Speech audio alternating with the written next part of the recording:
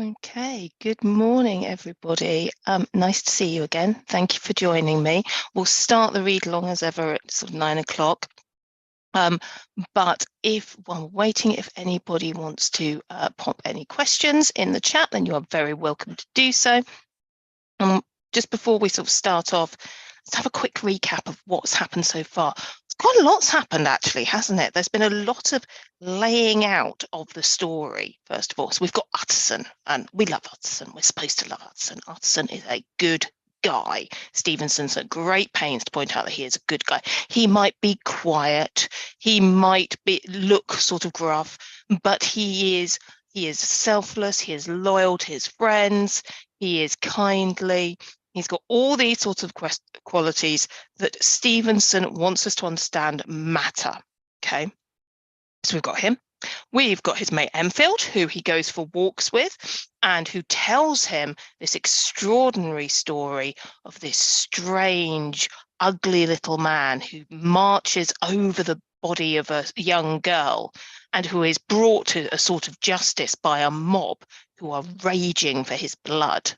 And when they do this, he gets out of the situation by presenting a check signed by somebody else.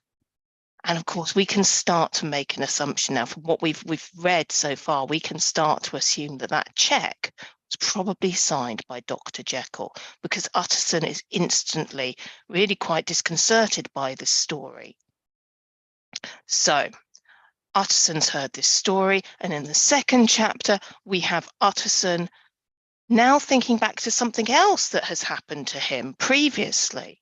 And his friend, Dr. Jekyll, he's now established that there is this guy Jekyll who is his friend, has given him a will, which is not unusual. Utterson is a lawyer, that's what he does. But this will basically says that if anything happens to Jekyll, if he disappears for more than a set amount of time, then Hyde gets all his stuff. And this is a bit weird. This is not how wills normally work. And it's suspicious. Utterson's thinking, well, what does this guy have on Jekyll? What is the link between him? And he talks to Lanyon, his other friend. These three men are supposed to be great friends: Utterson, Jekyll, and Lanyon. And Lanyon is a scientist like Jekyll, but he is described as kind of genial and friendly, but also very much a rational man. So whereas Jekyll is considered as being possibly a bit flighty, Lanyon is as a man of science and sense. Lanyon says, I don't really have anything to do with Jekyll anymore because he's gone a bit weird, frankly. So Utterson is determined to go and have a conversation with Jekyll about what has been going on. And he goes to visit him. If you remember, he's not at home. Paul, the servant, who we'll find out more about later on, opens the door to Utterson, and the result is that Utterson is now even more worried because he's looking around the house going, where is Jekyll? Why is he not here?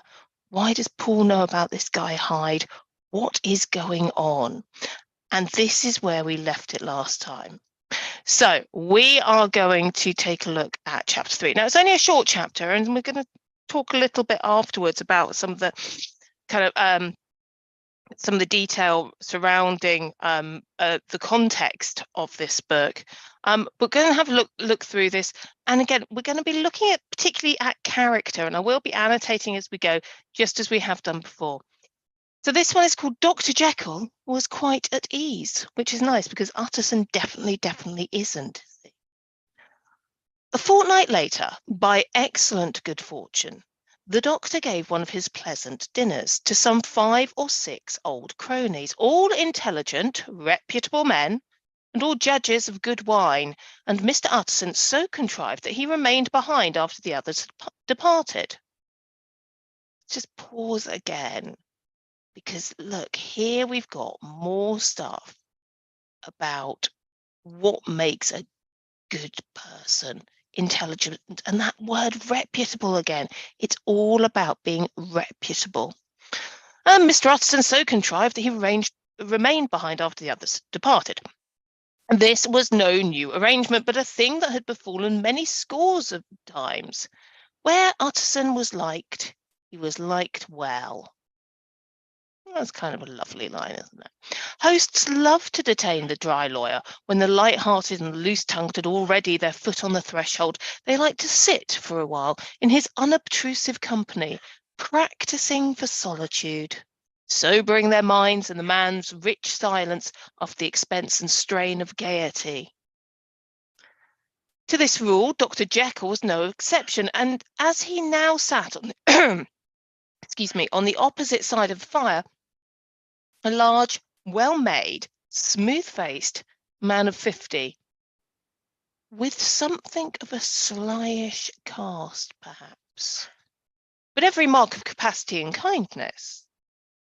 Something of a slyish cast. A little foreshadowing here, isn't there? A little hint that all is not as it should be. You could see by his looks that he cherished for Mr. Utterson a sincere and warm affection. "I've been wanting to speak to you, Jekyll," began the latter. "You know that will of yours?" A close observer might have gathered that the topic was distasteful, but the doctor carried it off gaily. "My poor Utterson," said he, "you are unfortunate in such a client. I never saw a man so distressed as you were by my will, unless it were that hide-bound pedant Lanyon, at what he called my scientific heresies. Oh, I know he's a good fellow, you needn't frown, an excellent fellow. I always mean to see more of him, but a hide-bound pedant for all that. An ignorant, blatant pedant. I was never more disappointed in any man than Lanyon. You know I never approved of it," pursued Utterson, ruthlessly disregarding the fresh topic. "My will? Yes, certainly I know that," said the doctor, a trifle sharply. "You have told me so." "Well, I tell you so again," continued the lawyer. "I've been learning something of young Hyde." The large, handsome face of Dr. Jekyll grew pale to the very lips, and there came a blackness about his eyes. "I do not care to hear more," said he. "This is a matter I thought we had agreed to drop." "What I heard was abominable. It can make no change. You do not understand my position," returned the doctor, with a certain incoherency of manner. "I am painfully situated, Utterson. My position is very strange, a very strange one. It is one of those affairs that cannot be mended by talking." "Jekyll," said Utterson, "you know me. I am a man to be trusted. Make a clean breast of this in confidence. I make no doubt I can get you out of it." "My good Utterson," said the doctor, "this is very good of you. This is downright good of you, and I cannot find words to thank you. I believe you fully. I would trust you before any man alive, I before myself, if I could make the choice. But indeed, it isn't what you fancy. It is not so bad as that, and just to put your good heart at rest, I will tell you one thing. The moment I choose, I can be rid of Mr. Hyde. I give you my hand upon that. And I thank you again and again.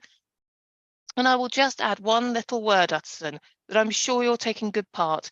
This is private matter, and I beg you to let it sleep." Utterson reflected a little, looking in the fire. "I have no doubt you're perfectly right," he said at last, getting to his feet. "Well, but since we have touched upon this business, and for the last time, I hope," continued the doctor, "there's one point I should like you to understand. I have really a very great interest in poor Hyde. I know you have seen him.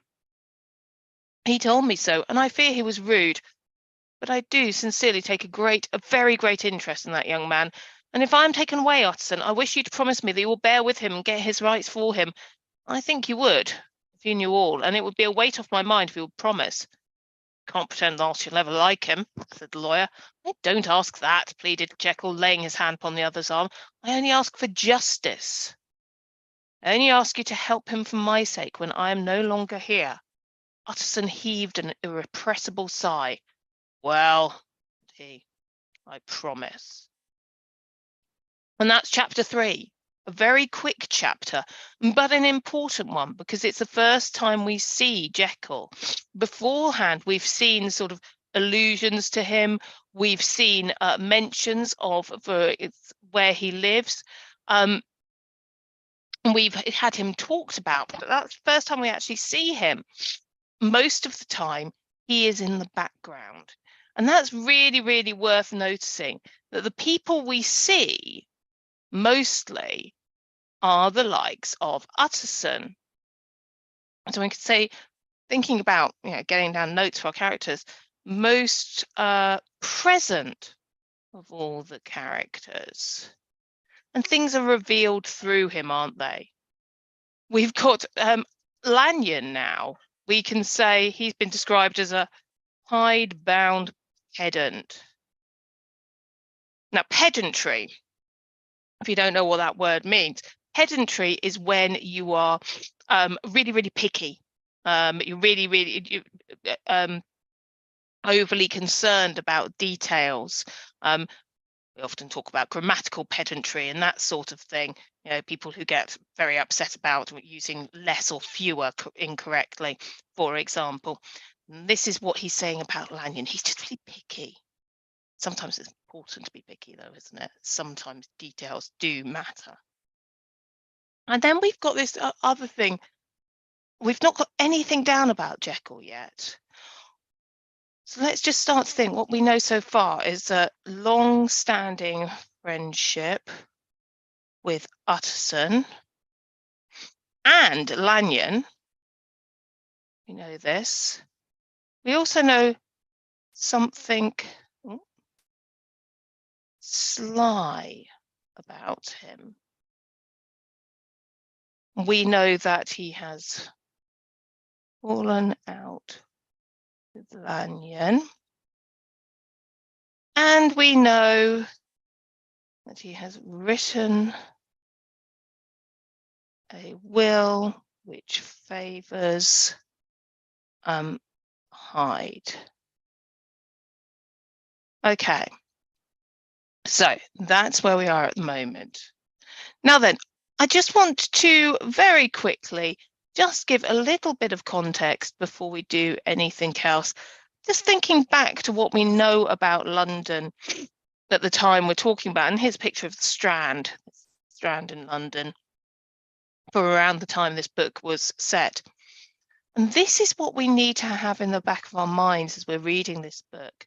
This kind of busy area, but with lots and lots of little alleyways. Down in between these buildings, there are alleyways where people can take shortcuts, where people can hide if necessary. And London has very much two faces. There is a glamorous, exciting, wealthy aspect of London, the Ritz and the theatres and things like that, where there is hustle and bustle and there is noise and excitement. And then there are these dreary, dark alleyways where the poor have to live, where people who are up to no good do whatever it is they are doing. And this idea of darkness, of things hidden away, of things under the surface, is a really important part of Jekyll and Hyde. So we will talk more next time. As we are reading, do feel free to send me an email if there's anything that you want me to go over, or pop things in the chat as we read. We'll be here at the same time again tomorrow when we'll be doing a little bit of chapter 4.